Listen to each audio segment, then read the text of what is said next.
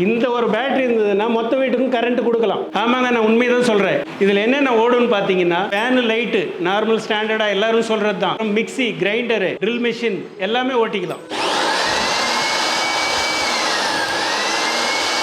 இப்போ இன்வெர்ட்டர்லேருந்து தான் லோடு போகணும். இன்வெர்ட்டருக்கு மிக்சியை கனெக்ட் பண்ணியிருக்கேன். இப்போ மிக்சியை ஓட்டி காட்டுறேன் பாருங்கள். ஸோ இன்வெர்ட்டரில் வந்து ஒரு ட்ரில் மிஷினை கனெக்ட் பண்ணியிருக்கேன்.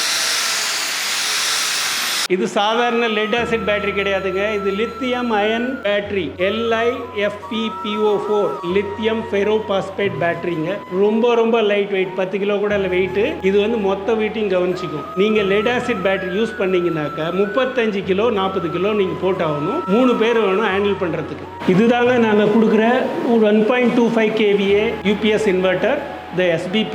இதை கொண்டு போய் உங்கள் வீட்டில் வச்சு ப்ளக்கை மாட்டிட்டு சுவிட்சை ஆன் பண்ணணும், அவ்வளோதான். இது வந்து ஒரு சின்ன ஸ்கூல் பையனால் கூட மேனேஜ் பண்ணக்கூடிய விஷயம். ரொம்ப லைட் வெயிட், ரொம்ப காம்பேக்ட். இது மொத்த வீட்டு கரண்ட்டையும் பார்த்துக்கும். 0.85 kVAலேருந்து 5 kVA வரைக்கும் வீட்டு யூஸ், ஆஃபீஸ் யூஸ் எல்லாத்துக்கும் பண்ணிக்கலாம். இந்த ப்ராடக்ட் ஆஃபர் பண்ணுறது KG எலக்ட்ரிக் மொபிலிட்டி.